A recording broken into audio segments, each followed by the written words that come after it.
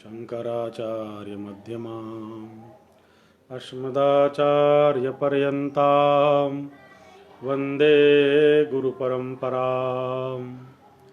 नारायणं नमस्कृत्य नरं चैव नरोत्तमं देवीं सरस्वतीं व्यासं ततो जयमुदीरयेत्। वंशी विभूषितकरान्नवनीरदाभात् पीताम्बरादरुणबिम्बफलादरुष्ठात् पूर्णेन्दुसुन्दरमुखादरविन्दनेत्रात् कृष्णात् परं किमपि तत्त्वमहं न जाने। तप्तस्वर्णप्रभां राधां सर्वालङ्कारभूषितां नीलवस्त्रपरिधानां भजे वृन्दावनेश्वरी। जनकसुता जगजननी जानकी अतिशय प्रिय करुणानिधानकी। ताके जुगपद कमल मनावऊँ जासु कृपा निर्मल मति पावऊँ। हरे कृष्ण कृष्ण कृष्ण हरे हरे, हरे राम राम राम हरे हरे। हरे कृष्ण कृष्ण कृष्ण हरे हरे, हरे राम राम राम हरे हरे। धर्म की जय हो, अधर्म का नाश हो, प्राणियों में सद्भावना हो, विश्व का कल्याण हो। गौ माता की जय हो, गौ हत्या बंद हो, भारत अखंड हो। श्री गजानन स्वामी की जय हो, धर्म सम्राट स्वामी श्री कृपात्री जी महाराज की जय हो, जगतगुरु श्री शंकराचार्य भगवान की जय हो, लखन सिया रामचंद्र की जय हो, उमापति महादेव की जय हो, श्री वृंदावन बिहारी लाल की जय हो, श्री हनुमतलाल जी महाराज की जय हो, जगत जननी माँ जगदम्बा जानकी मैया की जय हो, श्रीमद् भगवत गीता की जय हो, द्वारकाधीश भगवान की जय हो, भक्त और भगवान की जय हो। अनंत कोटि ब्रह्मांड नायक सच्चिदानंद घन नंद नंदन ब्रजेंद्र नंदन राधिका रमण भगवान बाके बिहारी लाल जी, उनके आह्लादनी शक्ति नित्य निकुंजेश्वरी राधा रानी सरकार, युगल सरकार के चरणों में अनंत कोटि प्रणाम। भगवान व्यास सहित व्यास परंपरा को नमन।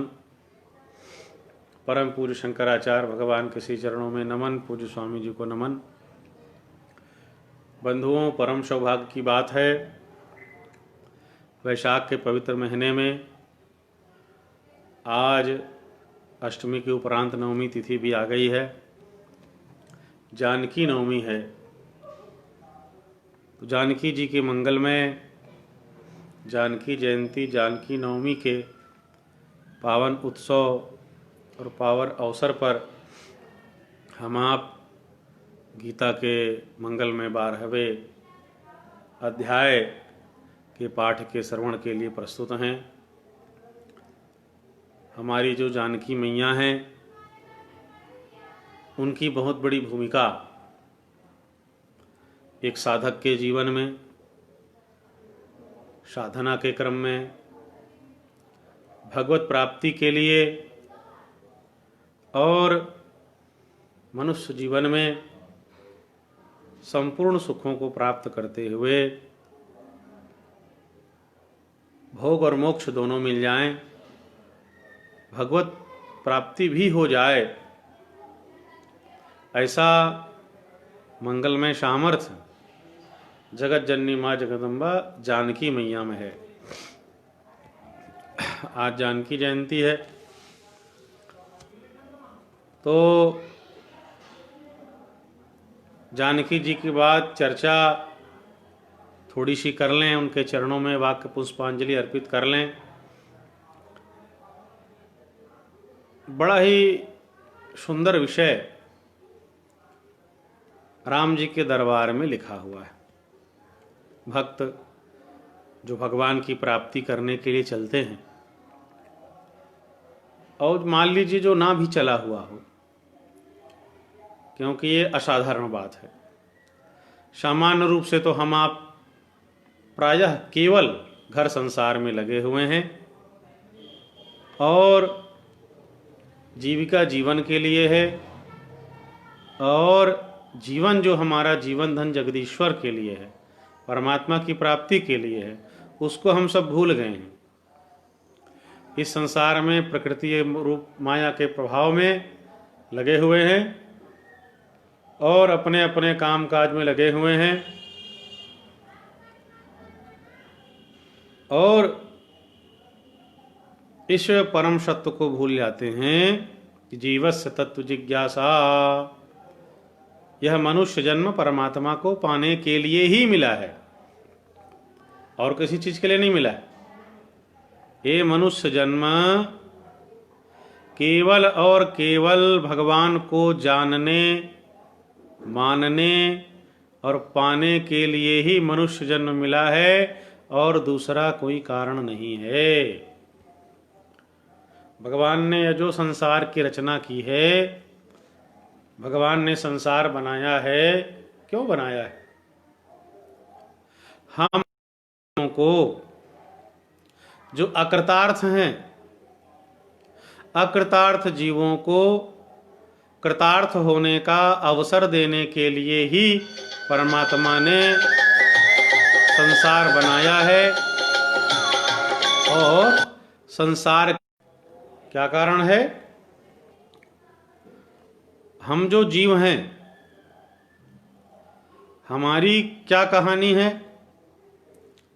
पुनरपि जननम पुनरपि मरणम पुनरपि जननी जठरे शयनम। क्या हमारा कहानी है कि बार बार जन्म लेते हैं, माँ के गर्भ में जाना पड़ता है, और जन्मत मरत दुषह दुख होई। जन्म के से बड़े समय बड़ी भयंकर पीड़ा होती है। यह जीव मरते मरते बचता है, अब इसको जन्म देने वाली माँ जननी भी मरते मरते बचती है। और मृत्यु के समय भी भयंकर पीड़ा होती है। कुछ लोग कहते हैं कि लगभग 1000 बिच्छू एक साथ डंक मार दे, जितनी पीड़ा होगी उतनी पीड़ा और उससे अधिक पीड़ा जीव को मृत्यु के समय होती। तो जन्मते समय दुख, मरते समय दुख। अब बच गया जीवन, तो कोई तन दुखी, कोई मन दुखी, कोई धन बिन रहत उदास, थोड़े थोड़े सब दुखी, सुखी श्याम के दास। जन्म लिया तो दुख, मृत्यु के समय मरेंगे तो दुख, और जन्म के बाद और मृत्यु के मध्य में जो हमारा जीवन है, उस जीवन में भी देखें तो कोई तन दुखी, कोई मन दुखी, कोई धन बिन रहत उदास, थोड़े थोड़े सब दुखी, सुखी श्याम के दास। तो ये जो जीवन यात्रा है, उसमें भी कोई तन से, कोई मन से, कोई धन से, किसी न किसी प्रकार से दुख है। तो जन्म में दुख, मृत्यु में दुख, और ये जो जीवन काल की जीवन यात्रा है, उसमें में भी दुख ही है, अर्थात दुख ही दुख है। इसीलिए भगवत गीता में भगवान ने कहा संसार को दुखालयम अशाश्वतम। ये संसार क्या है? दुखालय है, ये दुखों का घर है। यहाँ दुख ही मिलना है, चाहे किसी कारण से हो, किसी उपाय से हो, दुख मिलेगा और दूसरा कुछ नहीं मिलना है। तो सुखी श्याम के दास। जब ऋषियों ने देखा, संतों ने देखा, चिंतन किया कि भाई जन्मने में भी दुख है, मरने में भी दुख है, जीवन काल में भी केवल दुख ही दुख है। तो क्या करें? तो कहा भाई ये संसार जो दुख रूप है भगवान ने बनाया है, दुख रूप ही बनाया है, इसलिए ये संसार कभी किसी को पूरा नहीं मिलता, पूर्ण नहीं मिलता। जब किसी को मिला है संसार अधूरा ही मिला है। जब लगता है सब कुछ ठीक है तो कोई एक बात बिगड़ जाती है। तब महात्माओं ने कहा कि ये संसार भगवान ने बनाया है अकृतार्थ जीवों को कृतार्थ होने का अवसर देने के लिए। जो हम बार बार जन्म ले रहे हैं, हम बार बार मर रहे हैं, बार बार माँ के गर्भ में आते हैं, फिर कर्म करते हैं, अब उन कर्मों के फल को भोगने के लिए फिर जन्म लेते हैं। और जो हमारे संचित कर्म हैं जिनको पूरा पूरा भोग नहीं पाए हैं वो तो जमा हमारा है ही, और नए नए इतने सारे हम कर्म कर लेते हैं क्रियमाण में कि उसमें कुछ ही भोग पाते हैं, फिर वो संचित खाते में जमा हो जाता है। तो जन्म लेते हैं, कर्म करते हैं, कर्म के फल को, पाप और पुण्य के फल को, सुख दुख को भोगने के लिए पुनः फिर हमारा जन्म होता है। यही हमारी कहानी है। पुनरपि जननम पुनरपि मरणम पुनरपि जननी जठरे शयनम। उद्देश्य जीव सतत जिज्ञासा। हमारा जीवन भगवान को पाने के लिए ही मिला है। भगवान ने इस संसार को दुख रूप दुखालय इसलिए ही बनाया है कि जीव भगवान को छोड़ करके जहां जहां मन लगाएगा, चाहे उद्देश्य कुछ भी क्यों न हो, परमात्मा की प्राप्ति को छोड़ करके अन्य जो हमारा जो कुछ भी उद्देश्य होगा संसार में किसी रूप में किसी प्रकार से सुख पाने के लिए, ते संसार की रचना ही परमात्मा ने दुखमय की है और क्षण भंगुरता से परिपूर्ण है। ये संसार के जो संबंध हैं, वस्तु हैं, पदार्थ हैं, ये सदा रहने वाले नहीं हैं। कब नष्ट हो जाए कोई ठिकाना नहीं है, कब समाप्त हो जाए कोई ठिकाना नहीं है। तो दुखालयम अशाश्वतम, ये संसार दुखों का घर है और सदा रहने वाला नहीं है। हमारा आपका जो संबंध है, माता पिता, पत्नी पति, संतान, बंधु बांधव, भाई बहन, हमारा घर, धन, परिवार, पद, प्रतिष्ठा, संपत्ति, ये सब कभी मिलते हैं और कभी छूट जाते हैं, और इनका मिलना और छूटना लगा ही रहेगा। तो संतों ने चिंतन किया, भाई जन्म में दुख है, मरने में दुख है, जीवन में भी दुख है, तो क्या करें? तो कहा सुख पाना चाहते हैं, आनंद पाना चाहते हैं, और ऐसा सुख चाहते हैं जो हमको सदा मिले, ऐसा आनंद चाहते हैं जो कभी कम ना हो, ऐसा आनंद चाहते हैं जो दूसरे की तुलना में प्रतिस्पर्धा मूलक ना हो। आप तो सुखी हो, कोई आपसे ज़्यादा सुखी है तो आप दुखी हो जाओगे, क्योंकि हमारे हृदय में अमर्ष है, जलन है, इसलिए भी। तो अनंत सुख, अनंत आनंद, कभी न समाप्त होने वाला आनंद हम पाना चाहते हैं। ये जो हमारे जीव के, हमारे आपके जो चाह का विषय है कि सर्वकाल का सुख, सर्वकाल का आनंद, सभी स्थानों का आनंद, अनंत आनंद, ये हमारे चाह के विषय का नाम ही है परब्रह्म परमात्मा भगवान। अर्थात हम जो जीव के अंश हैं, आनंद के रूप में या किसी भी प्रकार से, चाहे आप उसको सुख कह लें, जो ये सुख आनंद पाना चाहते हैं, उसके रूप में हम आप भगवान को ही पाना चाहते हैं। क्योंकि हर काल में, हर स्थान में, हर समय परमात्मा ही है। हरि व्यापक सर्वत्र समाना, प्रेम ते प्रगट होहि मैं जाना। वो परमात्मा हर जगह विराजमान है जो प्रेम से प्रकट होता है। तो ये फिर महात्माओं ने तय किया, हमको समझाया, भैया कि बड़े भाग मानुष तन पावा, सुर दुर्लभ शद ग्रंथ ही गावा।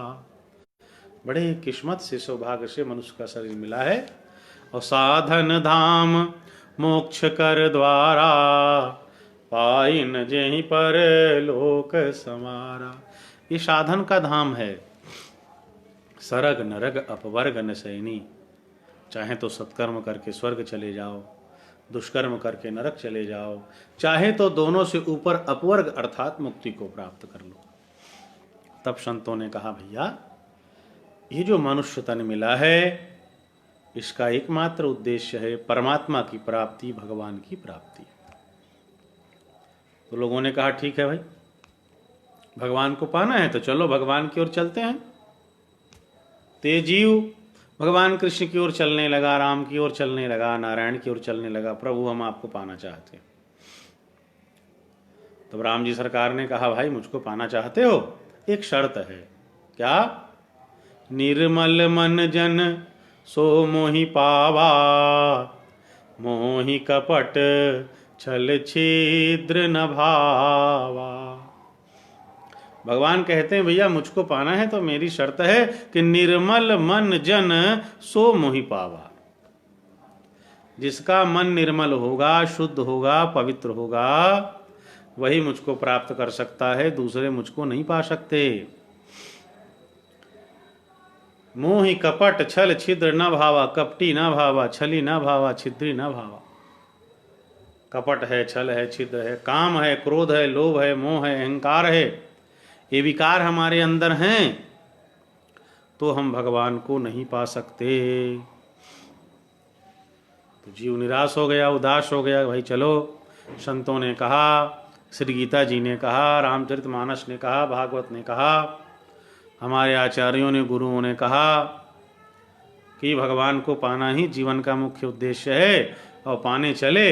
राम जी सरकार ने कह दिया, श्याम सुंदर ने कह दिया, निर्मल मन जन सो मोहि पावा, मोहि कपट छल छिद्र न भावा।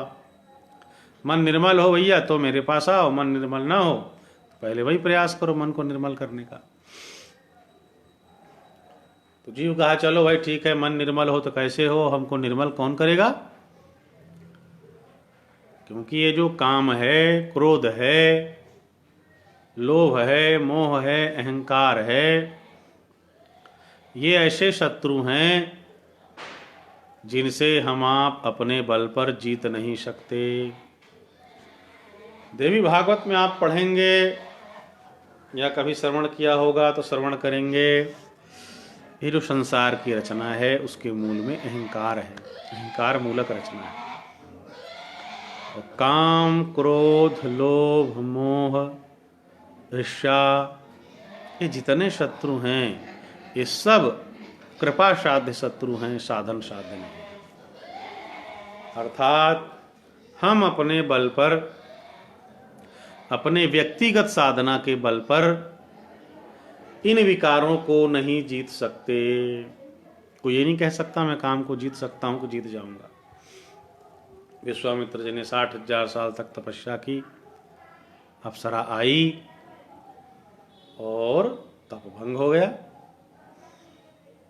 फिर शिव जी की तपस्या को भी कामदेव ने भंग करने का प्रयास किया। ब्रह्मा जी, गरुड़ जी, देवर्षि नारद जी और बड़े बड़े लोगों की एक लंबी सूची है जिनकी साधना को काम ने हिला दिया, डिगा दिया।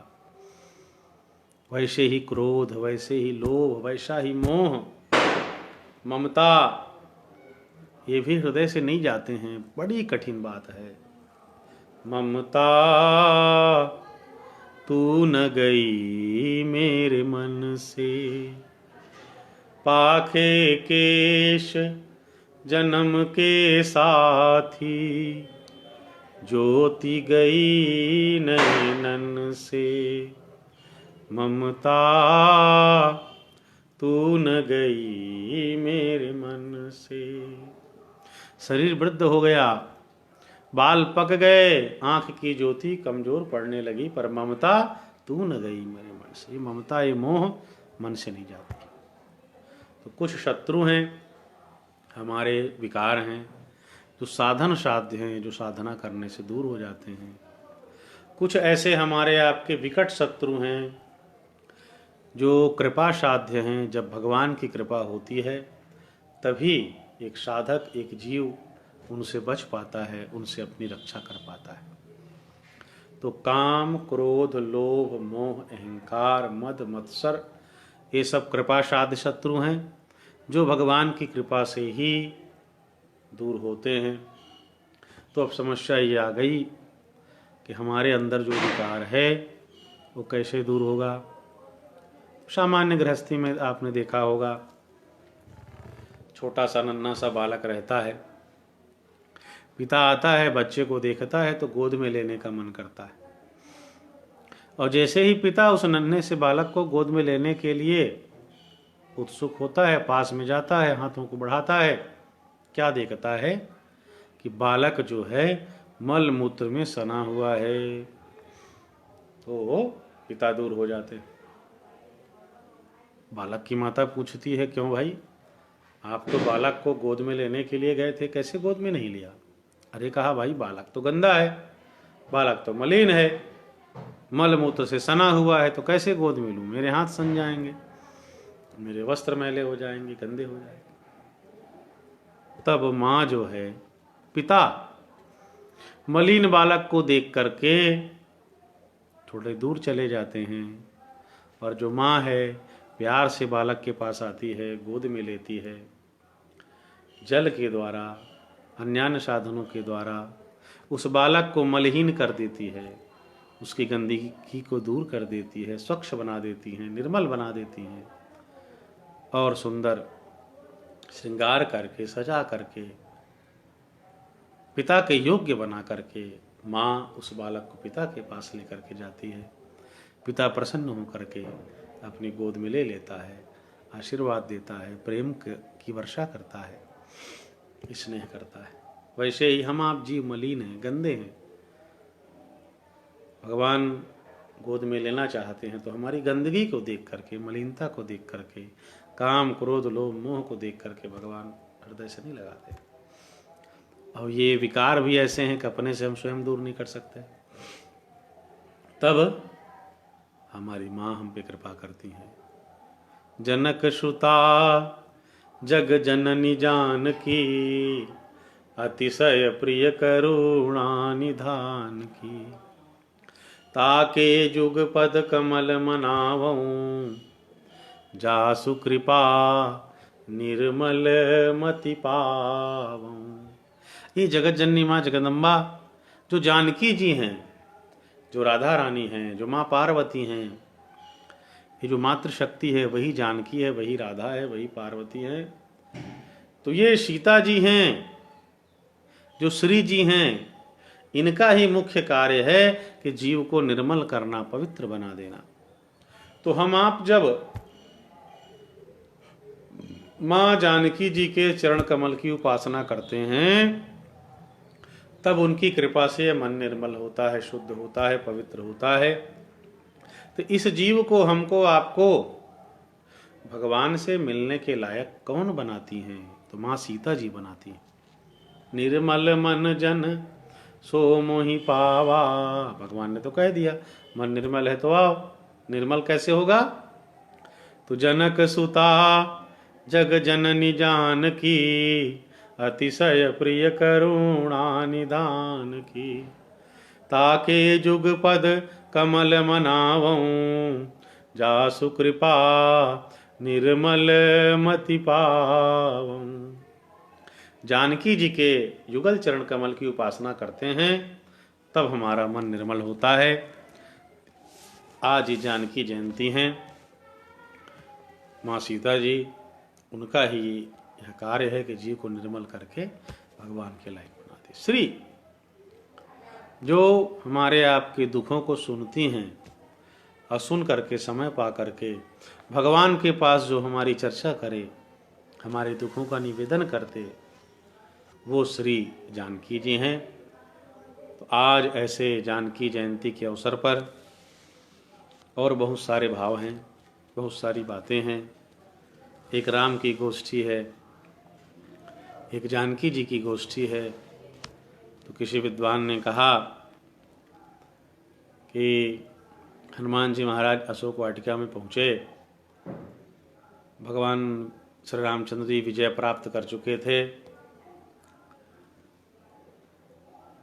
तो हनुमान जी ने कहा, माँ मैं आपसे एक वर मांगना चाहता हूँ। जानकी जी ने कहा, ठीक है मांगिए, क्या चाहते हैं? हनुमान जी ने कहा, माँ ये जो राक्षसियाँ हैं इनको मैं दंड देना चाहता हूँ, इनके हाथ पैर तोड़ देना चाहता हूँ, इनके दांत तोड़ देना चाहता हूँ। जानकी जी ने कहा, क्यों? कहा, माँ इसके पहले जब मैं आया था तो मैंने देखा था कि ये जो राक्षसियाँ हैं ये आपको सता रही थी, ये आपको परेशान कर रही थी, इसलिए जिन राक्षसियों ने आपको सताया है, आपको परेशान किया है, उन राक्षसियों को मैं दंड देना चाहता हूँ। जानकी जी ने कहा, नहीं बेटा, अरे आप तो राम के दरबार के हो और राम के दरबार में अहिंसा परम धर्म है। हिंसा अनावश्यक नहीं की जाती है। धर्म के रक्षा के लिए, राष्ट्र के रक्षा के लिए, आर्त दीन दुखियों के रक्षा के लिए हिंसा की जाती है। वो भी कब? जब अनिवार्य हो, कोई दूसरा रास्ता ना हो, तब जानकी जी ने कहा, ये जो ताजा ताजा अपराध करने वाली राक्षसियां हैं ये तो रावण की गुलाम थी, दासी थी, जैसा रावण कहता था वैसी करती थी। इसलिए जानकी जी ने उन समस्त राक्षसियों को क्षमा कर दिया और हनुमान जी से रक्षा की। तो संत विद्वान कहते हैं, रामस्य गोष्ठी लघुकृता। जानकी जी ने ताजा ताजा अपराध करने वाली राक्षसियों को क्षमा कर दिया, और जो राम जी का दरबार है, जो जानकी जी का दरबार है, तो माँ सीता ने इन ताजा अपराध करने वाली राक्षसियों को क्षमा करके राम जी की गोष्ठी को छोटा कर दिया कि माँ जानकी इतनी दया सागर हैं कि ताजा अपराध करने वाले राक्षसियों को भी क्षमा कर दिया, हनुमान जी के दंड से बचा दिया। और इसी तरह बहुत सी बातें हैं। जयंत सीता चरण चोंच हति भागा। माँ जानकी के चरणों में हनन करके भाग रहा था, चोंट करके। राम जी ने बाण फेंका और राख को सकै राम कर द्रोही, किसी ने रक्षा नहीं की। भागते भागते देखा नारद विकल जयंता, लागी दया कोमल चित संता। नारद ने देखा कि जयंत विकल है, कहीं त्राण नहीं मिल रहा है। तो कहा, अरे तेरे व्याकुल क्यों हो? अरे कहा, देख नहीं रहे हो राम का बाण आ रहा है। कहा, अरे राम के पास ही जाओ, राम के बाण से दूसरे कोई रक्षा नहीं कर पाएंगे। कहा, क्या कहना? पहले कहना प्रभु आपका प्रभाव देखना चाहता था, और जब कहेंगे अब क्यों पास आए हो तो कहना अब आपका स्वभाव देखना चाहता हूं। तो गया जयंत, और जा करके व्याकुल होकर के गिर गया। जब वो गिरा तो उल्टे गिर गया। जयंत का जो मुख है राम जी के चरण में होना चाहिए, तो जयंत जो कौए के रूप में था उसकी पूंछ राम जी के चरणों की ओर हो गई और सिर जो है उल्टा हो गया, तो विमुख हो गया भगवान से। भगवान दंड देना चाहते हैं, जानकी जी ने रोक दिया। और जो जयंत उल्टा पड़ा हुआ था, राम के चरणों की ओर उनकी पूंछ थी, तो जानकी जी ने जाकर के शरणागति को उनके स्वस्थ कर दिया। जयंत के सिर को भगवान के चरणों में लगा दिया और कहा, देखो अब ये हमारे शरण में आ गए, अब इनकी रक्षा करिए आप। तब फिर भगवान ने एक आंखें वो करके कि उनके जो जिम अमोघ रघुपति करवाणा, भगवान के जो बाण अमोघ हैं उनकी भी रक्षा की, और एक आंख फोड़ करके जानकी जी ने अनुशंसा कर दी थी इनके प्राण की रक्षा हो, तो भगवान ने वहाँ रक्षा की। तो बाली भी शरण में गया, जयंत भी शरण में गया। जयंत की शरणागति इसलिए पूर्ण हो गई क्योंकि वहाँ जगत जननी माँ जगदम्बा जानकी मैया थी, सीता मैया थी, इसलिए जयंत की रक्षा हो गई। तो चाहे शरणागति की बात हो, चाहे अंतःकरण की शुद्धि की बात हो, परमात्मा के प्राप्ति की बात हो, ये तभी संभव है जब हम माँ सीता, माँ जानकी के चरण कमल की उपासना करें। उसके लिए रामचरितमानस की जो चौपाई है, जो कि गायत्री मंत्र का भाष्य है, अर्थ है, जो गायत्री मंत्र जपने के अधिकारी नहीं हैं, जिनको शास्त्र के अनुसार पात्रता नहीं है, वो इस चौपाई को जपें, वही फल प्राप्त होगा, ऐसा संतों आचार्यों ने कहा है। तो अंतःकरण की शुद्धि के लिए जनक सुता जग जननी जानकी, अतिशय प्रिय करुणा निधान की। ताके जुगपद कमल मनावऊं, जासु कृपा निर्मल मति पावम। इस मानस के चौपाई का पाठ और स्मरण करते ही रहना चाहिए। तो इस तरह से यह वाक्य पुष्पांजलि सीता नवमी के पावन अवसर पर माँ सीता जी के चरण कमलों में समर्पित, और उनसे यही प्रार्थना कि हमारा और आपका मन शुद्ध होकर के, पवित्र होकर के, भगवान के लायक होकर के भगवान में लग जाए। बोलिए सीता मैया की जय। आइए गीता के 12वें अध्याय के पाठ। अथ द्वादशोऽध्याय। अर्जुन उवाच एवं सतत युक्ता ये भक्तास्त्वां पर्युपासते ये चाप्यक्षरमव्यक्तं तेषां के योगवित्तमाः। अर्जुन बोले, जो अनन्य प्रेमी भक्तजन पूर्वोक्त प्रकार से निरंतर आपके भजन ध्यान में लगे रहकर आप सगुण रूप परमेश्वर को और दूसरे जो केवल अविनाशी सच्चिदानंद निराकार ब्रह्म को ही अतिश्रेष्ठ भाव से भजते हैं, उन दोनों प्रकार के उपासकों में अति उत्तम योगवेत्ता कौन है। अर्जुन पूछते हैं कि प्रभु, एक हैं जो सगुण साकार भगवान राम हैं, कृष्ण हैं, नारायण हैं, इस तरह से आपको भजते हैं, इन मूर्तियों की पूजा करते हैं, और एक वो हैं जो निर्गुण निराकार की उपासना करते हैं, दोनों में श्रेष्ठ कौन है। श्री भगवान उवाच मय्यावेश्य मनो ये माम नित्ययुक्ता उपासते श्रद्धया पर्योपेतास ते मे युक्ततमा मताः।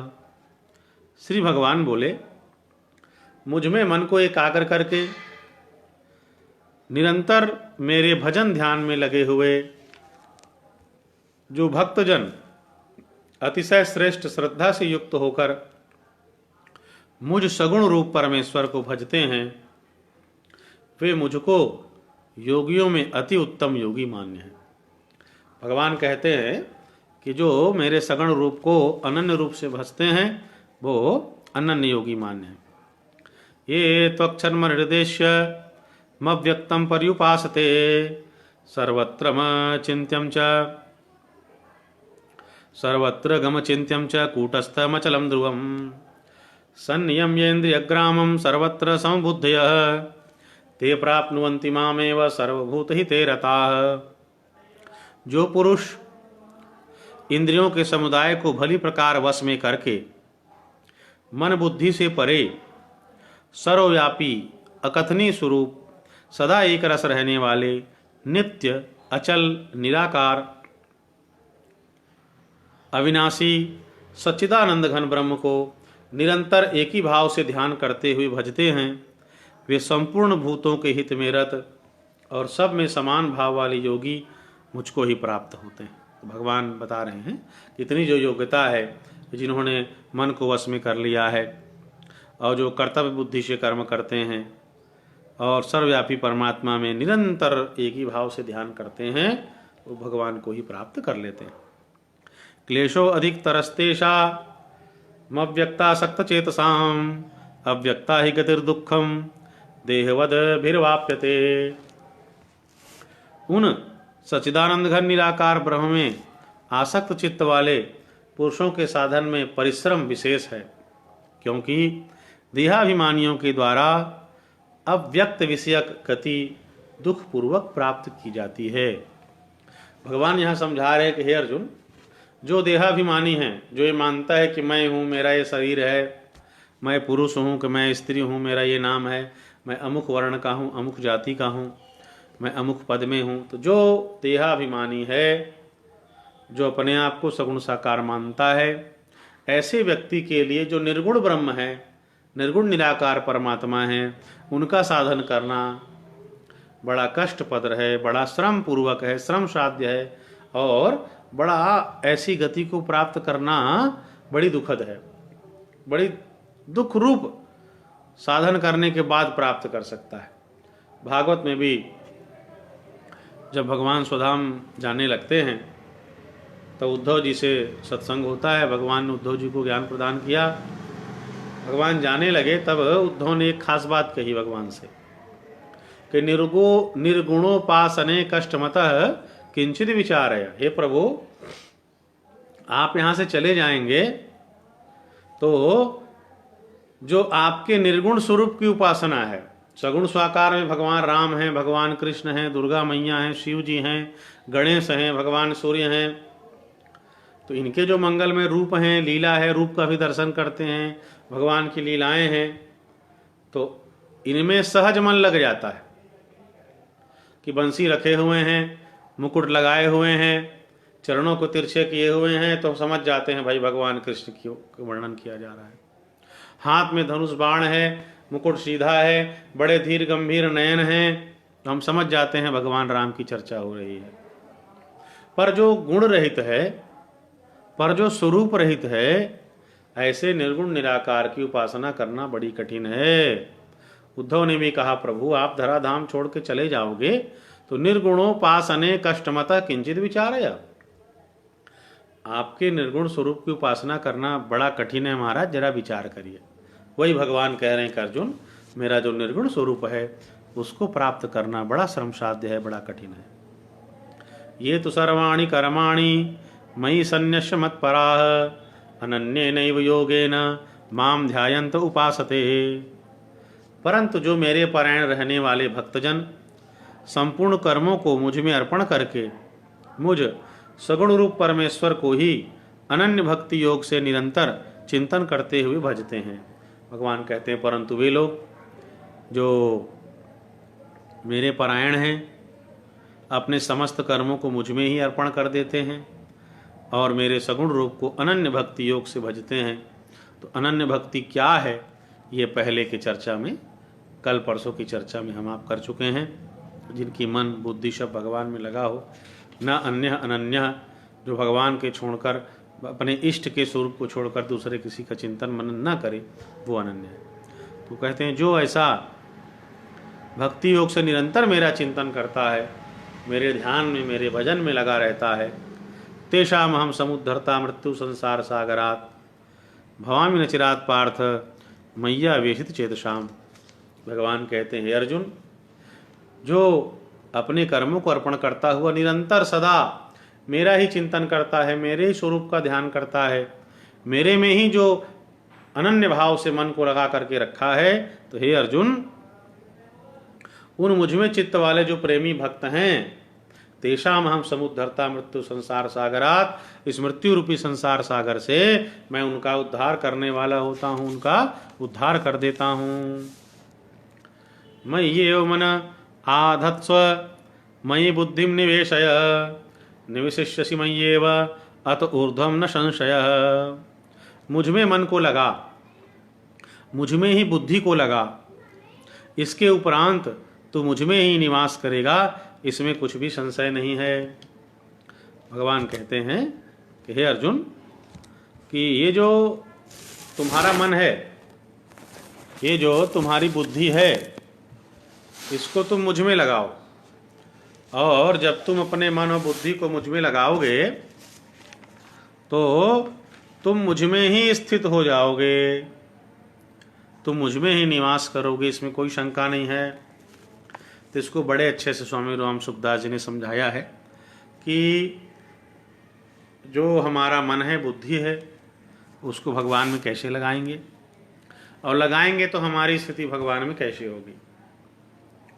तो ये जो हमारी वास्तव में स्थिति है, वह स्वतः सिद्ध स्थिति है, और स्वतः सिद्ध स्थिति को ही नित्य योग कहते हैं।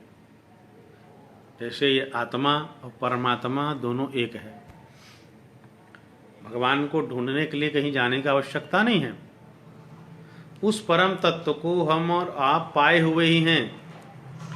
माया के कारण, अविद्या के कारण भूल गए हैं। कैसे? जैसे मान लीजिए हमारे गले में कोई माला है और हम भूल गए, या ऐसे कभी कभी कोई अपने चश्मा को निकाल करके ऐसे लगा लेते हैं, ये चश्मा ऐसे लगा लिया, अब वो भूल गया कि चश्मा तो मेरे सिर पे रखा है, अब उसको लगा कि मेरा चश्मा कहीं गुम गया। तब वो जगह जगह ढूंढ रहा है मेरा चश्मा कहाँ है, कहाँ है, कहाँ है, तो कहीं मिलेगा? इसको कहीं ढूंढने पे चश्मा कहीं मिल सकता है? नहीं मिल सकता, क्योंकि ये तो उसके पास ही है। उससे खो गई होती, दूसरी जगह कहीं होती तो ढूंढने पे मिल जाती। ये तो उसके पास है तो कैसे मिलेगी? तो ढूंढने में नहीं मिलेगी, उसको ध्यान दिलाना पड़ेगा, स्मरण दिलाना पड़ेगा। भाई जिस चश्मे को ढूंढ रहे हो वो तुम्हारे सिर में लगी है, देखेगा, अरे हाँ भाई मैं तो भूल गया था अपने चश्मे को। अब भूल गया था इसलिए ढूंढ रहा था, खोज रहा था, तो केवल याद दिलाना है। वैसे ही आत्मा और परमात्मा, भगवान में संसार है, संसार में भगवान है। श्री राम में सब जग जानी, करहु प्रणाम जुग जुग पानी। सारा संसार ब्रह्म में परमात्मा में है। तो हम जो अविद्या के कारण, मोह माया के कारण भूले हुए हैं, वही आवरण जो है जीव और ब्रह्म के बीच में अविद्या का, माया का पर्दा है, उसी को हटाना है। वैसे तो परमात्मा स्वतः प्राप्त हैं। इस स्वतः प्राप्त स्थिति को नित्य योग कहते हैं। और हमने अपने मन को, अपनी बुद्धि को भगवान में नहीं लगाया है, इसलिए ये जो स्वतः सिद्ध स्थिति है इसका हमको अनुभव नहीं होता है। और हम क्या करते हैं भाई? मन बुद्धि तो हमारा, हमने अपने मन को, बुद्धि को इस जड़ संसार में, ममता में, आसक्ति में, सुखों को भोगने में और सुखों के संसाधनों को एकत्रित करने में लगा दिया है। अब बार बार हम जो हैं इस संसार का ही चिंतन करते हैं, इसलिए संसार हमारे मन में बसा हुआ है। अब क्या करना है? भगवान कहते हैं कि आपकी जो बुद्धि है, मन है, उसको मुझ में लगाओ। तो हमारा जो मन, हमारी जो बुद्धि अभी संसार में लगी हुई है, संबंधों में, पद में, प्रतिष्ठा में, धन में, मकान इत्यादि में, वहाँ से हटाना पड़ेगा। हटाने के लिए क्या करना है? पहला कार्य कि बुद्धि से यह निश्चय करना पड़ेगा कि भगवान ही हमारे हैं और हम भगवान के ही हैं। यह निश्चय करना पड़ेगा। जब तक ये निश्चय नहीं होगा तब तक हमारा मन, हमारी बुद्धि भगवान में नहीं लग सकती, वो संसार में लगी हुई है। इसलिए स्वतः सिद्ध जो परमात्मा का हमारा संबंध है, स्वतः प्राप्त परमात्मा है, उनको हम भूल से गए हैं। इसलिए यह मन में स्वीकार करना है, बुद्धि से निश्चय करना है कि भगवान हमारे ही हैं। तो उसके लिए क्या करना होगा? लक्ष्य तय करना पड़ेगा भगवत प्राप्ति का। जब हमारा ये लक्ष्य होगा कि हमारे जीवन का उद्देश्य है, हमारे जीवन का लक्ष्य है कि इसी जन्म में, इसी जीवन में परमात्मा को प्राप्त करना है और कोई चीज प्राप्त नहीं करना है, ये है भगवान में बुद्धि का लगाना। कि बुद्धि के द्वारा यह निश्चय करें, यह तय करें कि हमारे जीवन का उद्देश्य भगवत प्राप्ति है, परमात्मा की प्राप्ति है। और जब बुद्धि से निश्चय हो जाएगा तब फिर मन भी सहज लगेगा। जब भगवत प्राप्ति ऐसी निश्चयात्मिका बुद्धि हो जाएगी तो मन भी भगवान में लगने लग जाएगा। पर इसमें सबसे बड़ी बाधा है भोग और संग्रह का सुख लेना। जो हमने अपने सुख के लिए बहुत सारे साधन जुटा करके रखे हैं भोगों के लिए, तो हमारे भोग की प्रवृत्ति, भोग भोगने की आदत, भोग भोगने की लालसा, आसक्ति, और जितने साधन हमने खरीद करके ले लिया है, टीवी, फ्रिज, कूलर, एसी, गाड़ी, मकान और बहुत सारे चीज़, गहना, वस्त्र इत्यादि, ये सब संग्रह के साधन, जो सुख के साधन मान के रखा है हमने, ये निश्चयात्मिका बुद्धि में बाधक बनते हैं। कि हमारी बुद्धि निश्चय करे कि परमात्मा को पाना है और निश्चय करके उस पर आगे बढ़ें, चलें। जब बुद्धि निश्चय कर लेगी भगवान को पाना है तो मन भी फिर उसी के अनुसार कार्य करने लग जाता है। जैसे इस संसार में आप बुद्धि से निश्चय करते हैं कि हमको मकान बनाना है। जब आपने तय कर लिया कि मकान बनाना है या मकान खरीदना है, तब आपका मन उसके अनुसार काम करता है। फिर वो मकान बनाने की तैयारी करने लगता है। इंजीनियर के पास जाओगे, नक्शा बनवाओगे, सामान इकट्ठा करोगे, धन इकट्ठा करोगे, किसी को कार ठेका में दोगे, बनवाओगे, या जगह जगह सुंदर मकान देख करके ढूंढ करके खरीदोगे। तो जब बुद्धि ने तय किया मकान बनवाना है या खरीदना है, तब आपका मन साथ में हुआ, तन भी साथ में लग गया, और आपने अपने उद्देश्य भवन की प्राप्ति के लिए कार्य करने लग गए। मन बुद्धि शरीर सब उसमें लग गया। वैसे ही जब हम बुद्धि से निश्चय करेंगे कि परमात्मा प्राप्ति हमारा लक्ष्य है, भगवत प्राप्ति हमारा लक्ष्य है, भगवान को पाना है, बुद्धि निश्चय कर लेगी, तब मन उसके अनुसार कार्य करने लग जाएगा। अब मन बुद्धि जहाँ लग जाएगी वहाँ हमारा शरीर तन भी लग जाएगा, और तब ऐसा धीरे धीरे होना लग जाएगा। अब भगवान ने कहा कि कोई कैसा भी क्यों न हो, कितना भी बड़ा पापी तापी दुराचारी क्यों न हो, जब वो ये तय कर लेता है, उसके मन में भगवत प्राप्ति का उद्देश्य हो जाता है कि अब मुझको भगवान को पाना है, तो बड़ा से बड़ा पापी भी यह संकल्प करते ही कि मुझे भगवान को पाना है, उस परमात्मा की प्राप्ति में जब वह जीव लगता है, तो भगवान कहते हैं साधुरेव समंतव्य, वह साधु मानने के योग्य है। अभी चेत सुदुराचारो, यद्यपि इसके पहले वह दुराचारी था, दुष्ट था, पर जब उसने तय कर लिया परमात्मा की प्राप्ति जीवन का लक्ष्य है, तो कहे भैया वो साधु मानने के लायक है। और क्षिप्रम भवति धर्मात्मा शाश्वत शांतिम निगच्छति, वो धीरे धीरे धर्मात्मा हो जाता है और परम शांति को प्राप्त कर लेता है, उसका कभी नाश नहीं होता है। ये भगवान बता रहे हैं। इसलिए सबसे पहले तय करना है भाई कि परमात्मा की प्राप्ति हमारा लक्ष्य है। जैसे मैं पुरुष हूँ, मैं स्त्री हूँ, मैं इसका पति हूँ, मैं इसकी पत्नी हूँ, इस बात को हम भूलते हैं क्या? आपने एक बार तय कर लिया कि मैं ये हूँ, मैं लड़का हूँ कि मैं लड़की हूँ, मैं इस पद में कार्य करता हूँ। आप सोए हुए हैं, प्रातःकाल उठते हैं, प्रातःकाल उठते हैं तो आपसे कोई पूछे भैया आप कौन हो, तो उस समय आपको तुरंत कोई बताने वाला खड़ा नहीं रहता, कापी देख के बताए कि आप ये हो। आप सो के उठे हैं, सहज बात है, भाई मैं तो ये हूँ, मेरा ये नाम है, मैं लड़का हूँ कि मैं लड़की हूँ, मैं इस पद में हूँ, मेरा ये संबंध है, मेरे माता हैं, मेरे पिता। आप कभी नहीं बोलते, क्यों? क्योंकि हमारे और आपका जो मैं है, जो हमारा अहंकार है, जो मैं पना है, उसने स्वीकार कर लिया कि मैं पुरुष हूँ, मैं इसका पति हूँ, मैं इसकी पत्नी हूँ। आप कभी नहीं भूलते। आधी नींद में जगा करके आपसे पूछा जाए, आप वही कहेंगे। क्यों? कि हमारे मैं ने ये स्वीकार कर लिया कि मैं पुरुष हूँ, कि मैं पुलिस हूँ, मैं डॉक्टर हूँ, मैं वकील हूँ, मैं इस घर का स्वामी हूँ, मैं इसका पति हूँ, इसकी पत्नी हूँ। सहज बोध हो गया, क्योंकि हमारे मैंने स्वीकार कर लिया। वैसे ही हमको यह दृढ़ निश्चय करना है, ये बोध हो जाए हृदय में कि मैं भगवान का ही हूँ। ही शब्द आया है यहाँ पे, मैं भगवान का भी हूँ ऐसा नहीं।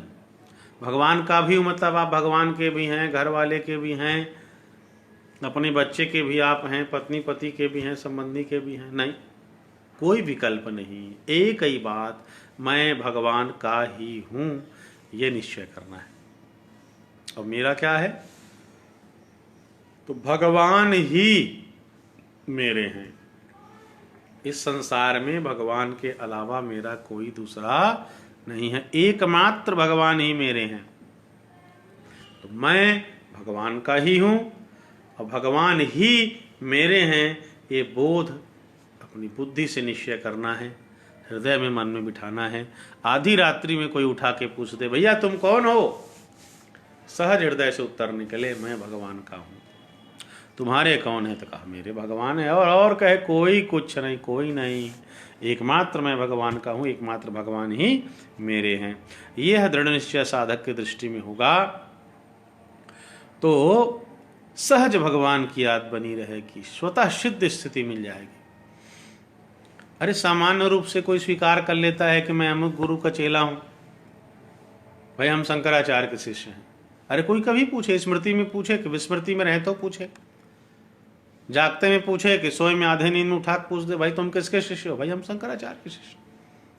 तो जब कोई किसी को गुरु मान लेता है तो किसी भी स्थिति में आप उनसे पूछिए तो अपने गुरु का नाम लेगा, कहेगा भाई मैं अमुक गुरु का शिष्य हूं। संसार के संबंध में इतनी दृढ़ता जब आ जाती है कि व्यक्ति संसार के संबंध को भी जागते सोते नहीं भूलता, विस्मृति में भी इस संबंध के स्मृति का अभाव नहीं होता, तो संसार के संबंध में भी ऐसी बात ही आ जाती है। तो जब भगवान से संबंध जोड़ेंगे कि भगवान ही मेरे हैं, अब मैं भगवान का ही हूं, तो ये जो दृढ़ता आएगी स्वतः सिद्ध स्थिति, उसका प्रमाण ये है कि हमारा जो संबंध है परमात्मा से उसकी कभी विस्मृति नहीं होती, हर समय याद बनी रहती है, हर समय यह ध्यान बना रहता है कि एकमात्र भगवान ही मेरे हैं और मैं भगवान का ही हूँ, ये सदैव याद बना रहता है। यहाँ जो अंतःकरण चतुष्टय है वहाँ मन के साथ चित्त जुड़ा हुआ है, बुद्धि के साथ अहंकार जुड़ा हुआ है। यह जो अहंकार का आधार है स्वयं मैं, ये जब भगवान में लग जाता है तब परिणाम स्वरूप निर्विकल्प भाव से मन यह बुद्धि यह निश्चय कर लेती है कि मैं भगवान का ही हूँ और भगवान ही एकमात्र मेरे हैं, दूसरा कोई नहीं है। मैं हूँ श्री भगवान का, मेरे श्री भगवान, अनुभव यह करते चलो तज ममता अभिमान। ये अब अनुभव करना है, एकमात्र भगवान ही मेरे हैं और मैं भगवान का हूँ। गोविंद मेरो है, गोपाल मेरो है, श्री बांके बिहारी नंदलाल मेरो है। तो अपना क्या है? गोविंद मेरो है, गोपाल मेरो है। यही ध्यान रहे कि एकमात्र भगवान ही हमारे हैं और मैं भगवान का हूँ। मैं हूँ श्री भगवान का, मेरे श्री भगवान, अनुभव यह करते चलो तज ममता अभिमान। इस तरह से जब हम अपनी बुद्धि को भगवान में लगा देंगे, बुद्धि को भगवान में लगाना मतलब यह निश्चय कर लेना एकमात्र भगवान ही मेरे हैं और मैं भगवान का ही हूँ। और जब बुद्धि लग जाएगी तो मन भी लग जाएगी, और बुद्धि मन दोनों लग जाएंगे तो तन भी भगवान की सेवा में चला जाएगा। तब ये नित्य स्थिति सदैव परमात्मा के संबंध का स्मरण बना रहना, कभी भगवान को और भगवान के अपने संबंध को ना भूलना, यह स्वतः सिद्ध स्थिति नित्य योग की प्राप्ति होगी। यही है कि ऐसा जो करता है, जो अपने मन को अपनी बुद्धि को भगवान में लगा देता है, वह भगवान में ही निवास करता है। इसका यह तात्पर्य है। बोलिए गीता माता की। अथ चित्तम समाधातुम न शक्नोसि मयि स्थिरम् अभ्यास योगेन ततो मामिच्छाप्तुम धनंजय। यदि तू मन को मुझ में अचल स्थापन करने के लिए समर्थ नहीं है, भगवान कहते हैं यदि तुम इस तरह से मन को मुझ में अटल रूप से स्थापित करने में समर्थ नहीं हो तो हे अर्जुन, अभ्यास रूप योग के द्वारा मुझको प्राप्त होने के लिए इच्छा कर। तो भगवान कहते हैं फिर तुम अभ्यास रूप योग करो। यदि मन को ऐसे नहीं लगा सकते तो अभ्यास करो। अभ्यास क्या करना है? तो भगवान के नाम, भगवान के गुणों का श्रवण करना, कीर्तन करना, मनन करना, और जो श्वास लेते हैं उन श्वास के द्वारा भगवान का जप करना। श्वास श्वास में कृष्ण जप, वृथा श्वास मत खोय, ना जाने या श्वास की आवन होय न होय। इतने सजग और सावधान हो जाए जीवन में, एक श्वास खींचे तो कृष्ण कह के खींचे और छोड़े तो कृष्ण कह के छोड़े। एक श्वास भी व्यर्थ ना जाए, एक श्वास भी जीवन का ऐसा ना हो जो भगवान के स्मरण के बिना हो। एक भी क्षण अव्यर्थ कालत्वम। सच्चा वैष्णव, सच्चा संत, सच्चा भक्त वही है जिसका एक क्षण भी व्यर्थ नहीं जाता, एक क्षण भी ऐसा नहीं जाता जिसमें भगवान का स्मरण ना करे या भगवान की याद ना करे। अव्यर्थ कालत्वम, जो अपना एक सेकंड भी बर्बाद नहीं करता, जो हर क्षण श्रीहरि की याद करता है, हर क्षण कृष्ण और राम को याद करता है, सतत याद करते रहता है, वह सच्चा भक्त है, सच्चा वैष्णव है, सच्चा ज्ञानी है। तो ये सतत स्मरण करो, तो इसके लिए कहे अभ्यास करना है। भगवान की बार बार कथा सुनिए, कहिए, गुणों को गाइए और मनन करिए, चिंतन करिए, श्वासों के द्वारा जप करिए। भगवत प्राप्ति विषयक जो शास्त्र हैं, गीता है, रामायण है, भागवत है, वेद पुराण शास्त्र हैं, उनका बार बार अध्ययन करिए, सुनिए।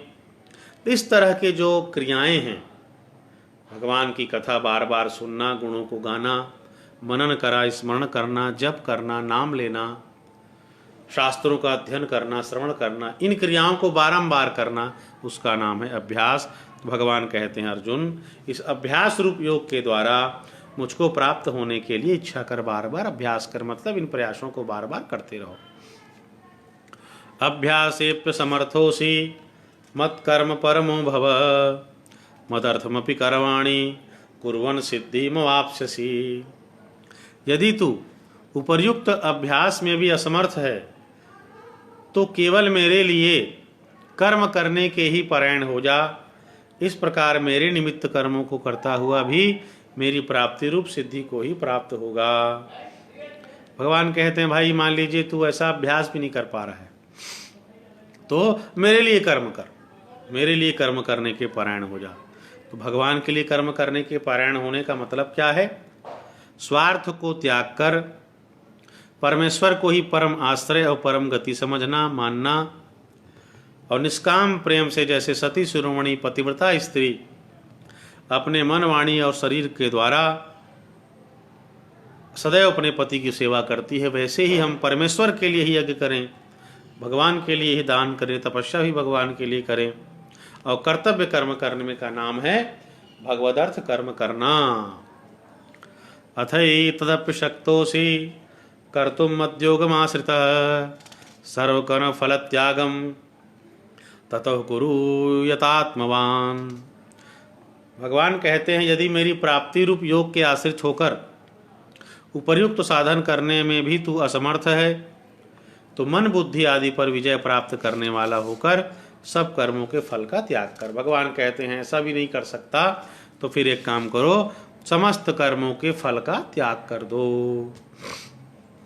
श्रेयो हि ज्ञानम व्यासाज ज्ञानात् ध्यानम विशिष्यते ध्यानात् कर्म फल त्यागात् शांतिरनंतरम।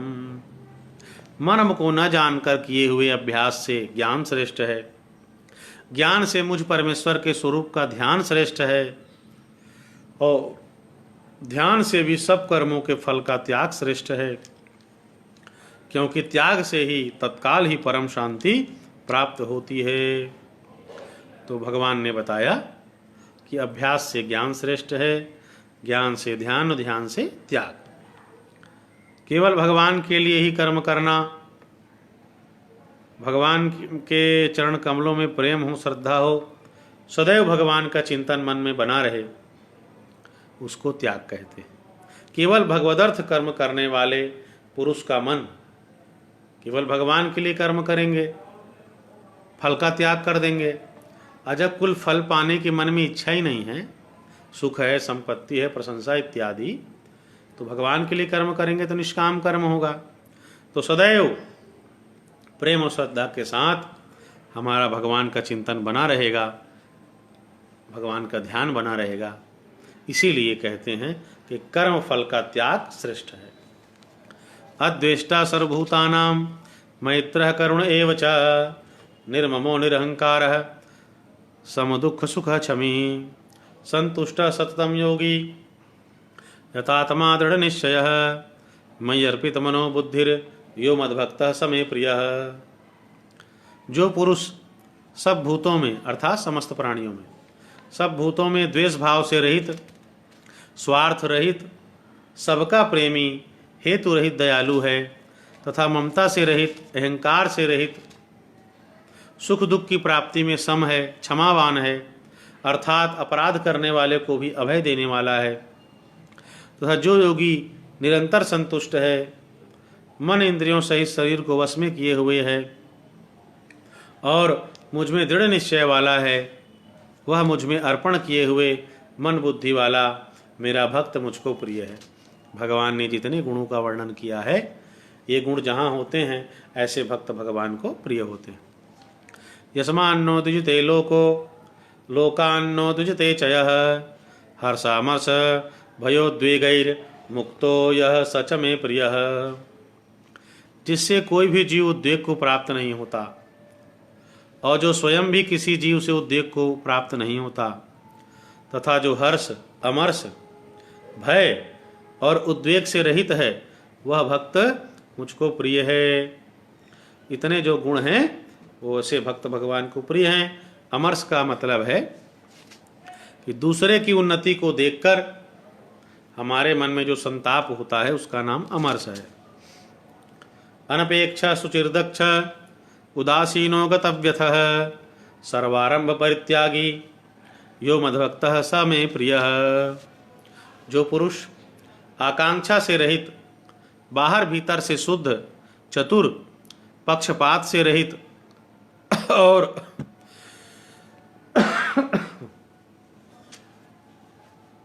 दुखों से छूटा हुआ है, वह सब आरंभों का त्यागी मेरा भक्त मुझको प्रिय है। यो न हृष्यति न द्वेष्टि न शोचति न कांक्षति शुभाशुभ परित्यागी भक्तिमान्यः स मे प्रियः। जो न कभी हर्षित होता है, न द्वेष करता है, न शोक करता है, न कामना करता है तथा जो शुभ और अशुभ संपूर्ण कर्मों का त्यागी है, वह भक्ति युक्त पुरुष मुझको प्रिय है। समशत्रौ च मित्रे च तथा मानापमानयोः शीतोष्ण सुख दुखेषु समसंगः विवर्जितः। जो शत्रु में, मित्र में, मान अपमान में सम है, सर्दी गर्मी, सुख दुखादि द्वंद्वों में सम है और आसक्ति से रहित है। तुल्य निंदास्तु तिर्मौनि संतुष्टो येन केनचित् अनिकेतः स्थिरमतिर भक्तिमान में प्रियो नरः। जो निंदा स्थिति को समान समझने वाला, मननशील, जिस किसी प्रकार से भी शरीर का निर्वाह होने में सदा ही संतुष्ट है और रहने के स्थान में ममता और आसक्ति से रहित है, वह स्थिर बुद्धि भक्तिमान पुरुष मुझको प्रिय है। भगवान बता रहे हैं कि इतने जो लक्षण जहाँ पे हैं कि जो शत्रु मित्र में समान रहता है, अपमान और सम्मान हो तो जो समान रहता है, सर्दी हो कि गर्मी हो जो समान रहता है, सुख दुख इत्यादि द्वंद्व में जो समान रहता है, आसक्ति से रहित है, वह स्थिर बुद्धि है। आपकी कोई निंदा करे, आपकी कोई प्रशंसा करे तो भी आप सम रहते हैं। क्यों? क्योंकि जो मननशील पुरुष है, जिसकी बुद्धि स्थिर है, वह ऐसा करता है। क्योंकि ये सब चीजें हैं, भगवान साधक को इस ढंग से तैयार करते हैं कि किसी भी स्थिति में भगवान का भजन ना छूटे। मान लीजिए आपको कूलर के, पंखे की, एसी की आदत हो गई, आप बिना एसी के नहीं रह सकते, बिना कूलर के नहीं रह सकते, गर्मी नहीं सह पाते। और मान लीजिए आप रोज भगवान का भजन करते हैं, पाठ करते हैं, पारायण करते हैं, बिजली चली गई, एसी बंद हो गया, कूलर बंद हो गया, तो गर्मी से आप इतने परेशान हो जाएंगे क्योंकि आप उसके आदी हैं, गर्मी नहीं सह सकते, तो आपका भजन छूट जाएगा, आपका साधन छूट जाएगा। आप जो माला जप रहे हैं, कि भगवान का नाम ले रहे हैं, किसी ग्रंथ का अध्ययन कर रहे हैं, कि कुछ सुन रहे हैं, बिजली चली गई, आपका ध्यान केवल और केवल इस बात में रहेगा कि जो एसी बंद हो गई, जो कूलर बंद हो गया, कैसे दोबारा चालू हो जाए। और जब तक ठंडी हवा नहीं आएगी आप भजन नहीं कर पाओगे। तो ये जो छोटा सा स्थिति का परिवर्तन है कि ठंडी हवा से हम गर्म हवा में आ गए, शरीर से पसीना निकलने लगा, इतनी छोटी सी बात को हम नहीं सह सके, इसलिए हमारा भजन छूट गया, हमारा जप छूट गया, हमारा कथा श्रवण छूट गया, हमारे सदशास्त्र का अध्ययन छूट गया। अब हम इसी बात में लग गए, कूलर कैसे चले, एसी कैसे चले, ठंडी हवा कैसी आए। तो जितने समय तक आप गर्मी के परिहार में लग गए, गर्मी को दूर करने में लग गए, उतने समय तक आपका भजन छूट गया, आपकी साधना छूट गई। और भगवान न करे यदि उसी समय हमारी मृत्यु हो जाती है, गर्मी की स्थिति में, एसी कूलर पंखा बंद होने की स्थिति में, तो फिर हमारी दुर्गति हो जाएगी। मर के जड़ पदार्थ बन जाएंगे, वृक्ष बन जाएंगे, लकड़ी बन जाएंगे। तो भगवान कहते हैं भैया, अपने साधना की स्थिति को इतना दृढ़ रखो कि सर्दी गर्मी आपके भजन को ना छुड़ा सके।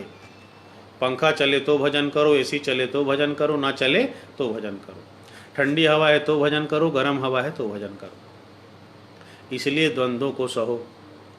अब मान लीजिए आप भजन कर रहे हैं, कोई आया आपके पास, कहा भैया जानते हो आपके अमुक व्यक्ति ने ऐसी बात कही, पर छोड़ो उस बात को, क्यों चर्चा करें। आप तो माला जप रहे हो, मन लग गया, अरे उस व्यक्ति ने मेरे बारे में क्या कहा, अरे बताओ तो, अरे नहीं भाई मन खराब हो जाएगा, अरे नहीं बताओ तो अब आप भजन छोड़ करके इसमें लग गए कि किसी व्यक्ति ने मेरे लिए क्या कहा।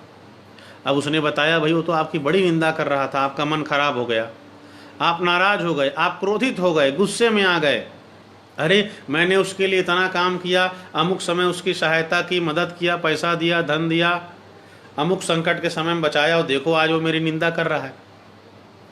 तो भजन छोड़ करके निंदा हमने सुना, निंदा का ये प्रभाव पड़ा कि भजन छूट गया। मान लीजिए वो बता रहे को आपकी प्रशंसा कर रहे थे, आप खुश हो गए, प्रसन्न हो गए, राग करने लगे, चलो भाई बढ़िया है, वो तो मेरी स्तुति कर रहा है, प्रशंसा कर रहा है, और चार लोग प्रशंसा करें, तो भजन छोड़ करके फिर आप प्रशंसा सुनने में लग गए। इसलिए भगवान कहते हैं, जो मेरा भक्त है, सर्दी में, गर्मी में, सुख में, दुख में, सम्मान में, अपमान में, निंदा में, स्तुति में सम रहे, जिससे आपका भजन अखंड रहे, निरंतर भजन चलता रहे। भगवान ने क्यों कहा कि शत्रु मित्र में सम रहो। आप भजन कर रहे हो, कोई आपका जानी दुश्मन आ गया,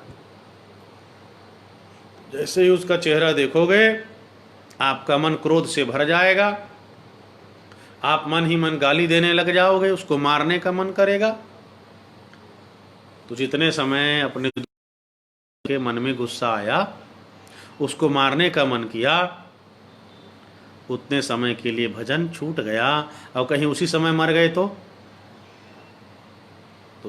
दुश्मन ध्यान में है, द्वेष ध्यान में है, तो आपका जो दुश्मन है उसी तरह से आपका जन्म हो जाएगा, आपका भजन छूट जाएगा।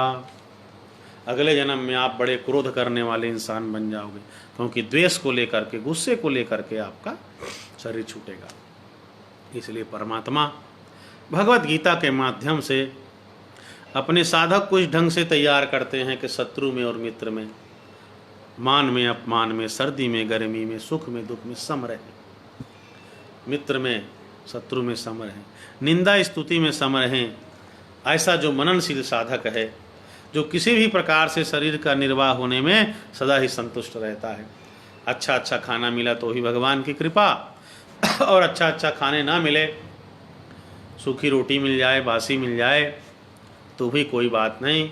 शरीर के चलाने के लिए, भूख के निर्वाह के लिए जो परमात्मा ने दे दिया, अरे शरीर तो चलाना है, इस शरीर से भजन ही तो करना है, भगवान का ध्यान ही तो करना है, तो कैसे भी शरीर का निर्वाह हो, उसमें जो सदा संतुष्ट रहता है, और रहने के स्थान में जिसकी ममता नहीं रहती, जिस घर में हम रहते हैं, जिस नगर में हम रहते हैं, उस स्थान में आसक्ति ना हो, ऐसा जो स्थिर बुद्धि पुरुष है, भगवान कहते हैं भक्तिर्मान में प्रियो नरः, ऐसा भक्तिमय पुरुष मुझको प्रिय होता है, वह स्थिर बुद्धि भक्तिमान पुरुष मुझको प्रिय है। आगे भगवान कहते हैं, ये तो धर्म्यामृतमिदं यथोक्तम पर्युपासते श्रद्धाना मत्परमा भक्तास्तेतिव में प्रियाः। परंतु जो श्रद्धायुक्त पुरुष, श्रद्धायुक्त शब्द का यहाँ पे क्या अर्थ है? वेद, शास्त्र, महात्मा, गुरुजनों के और परमेश्वर के वचनों में प्रत्यक्ष के सदृश विश्वास का नाम श्रद्धा है। जो वेद ने कहा उसको प्रत्यक्ष के समान सत्य मानो, जो शास्त्रों ने पुराणों ने कहा उसको प्रत्यक्ष के समान सत्य मानो, जो गुरु ने कहा है, जो भगवान ने कहा है। जैसे भगवान की वाणी हम सुन रहे हैं गीता के माध्यम से, भगवान इसमें ज्ञान योग, कर्मयोग, सांख्य योग, भक्ति योग सब बता रहे हैं, उपासना की पद्धति, साधना की पद्धति बता रहे हैं। भगवान ने अर्जुन से विराट रूप का वर्णन किया जिसकी चर्चा हम लोगों ने कल की। ये जो सारी बातें हैं इसको सत्य की तरह मानना, उसका नाम है श्रद्धा। एक प्रसंग आता है, जब महाभारत की चर्चा कथा श्रवण करने लगे तो उस समय युद्ध के वर्णन में बताया कि जब युद्ध हुआ तो उस समय भीम ने बड़े बड़े हाथियों को पकड़ करके घुमा करके आकाश मंडल में फेंक दिया था। तो आज भी कहे वो हाथी उस आकाश मंडल में घूम रहे हैं, लौट करके नीचे नहीं आए। तो इस प्रसंग को सुन करके जो सुन रहे थे उसके मन में अश्रद्धा हो गई और थोड़ा सा मुझको प्रसंग भूल रहा है, संभवतः वो सांब हैं भगवान के पुत्र। कहा भाई कोई इतना वीर हो सकता है कि उस समय युद्ध हो और हाथी के ऊपर आकाश में फेंक दे, और आज भी वो आकाश मंडल में घूम रहा है।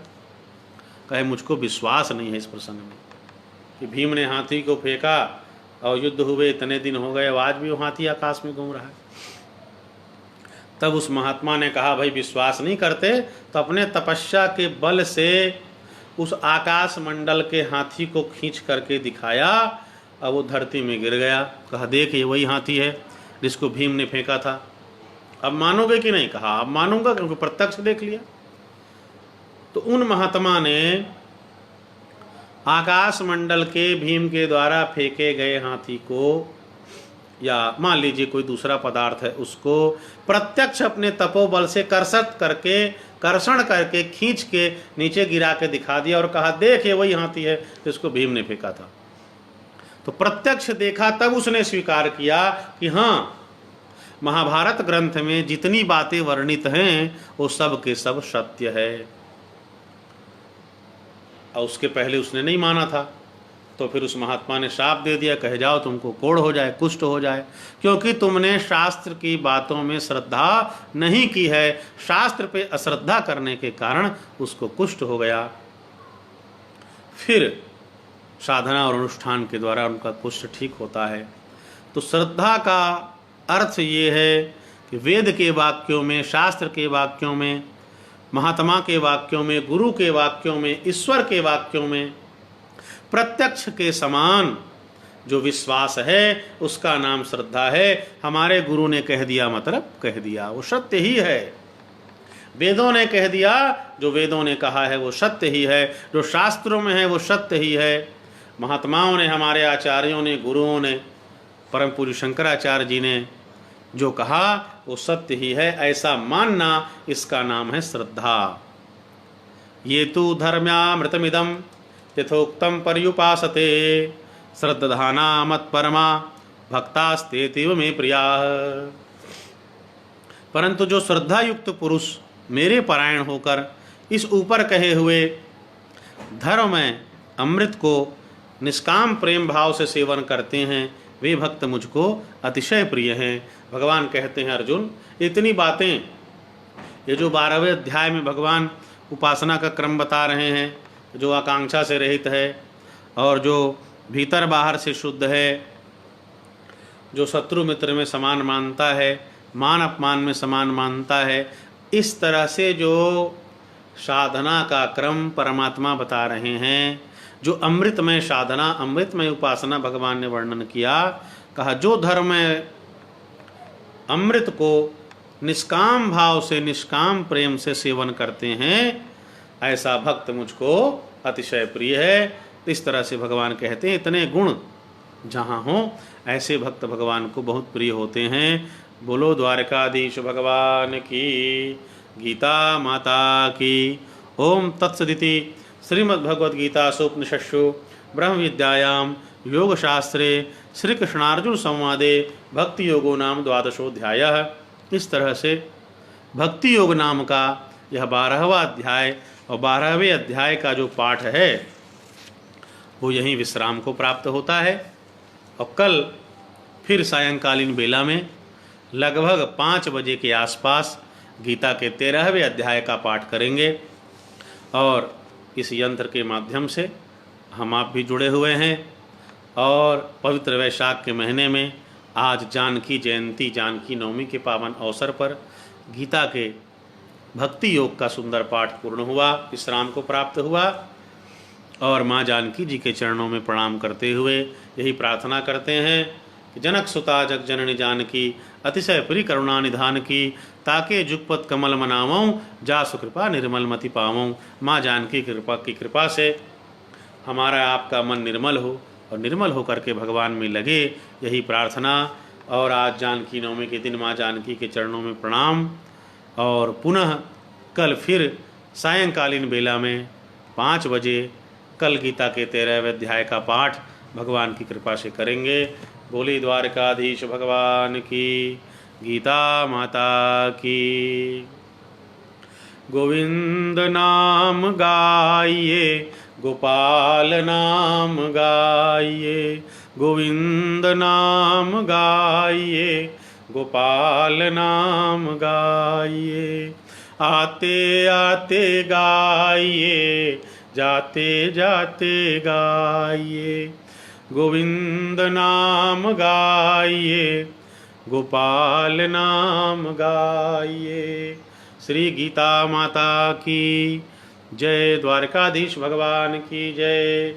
तो कल पुनः सायंकालीन सत्र में 5 बजे फिर गीता के 13वें अध्याय के साथ आपकी हमारी भेंट होगी और पाठ का श्रवण आप कर सकते हैं कल सायं 5 बजे। बोलो गीता माता की, श्री द्वारकाधीश भगवान की। हर हर महादेव।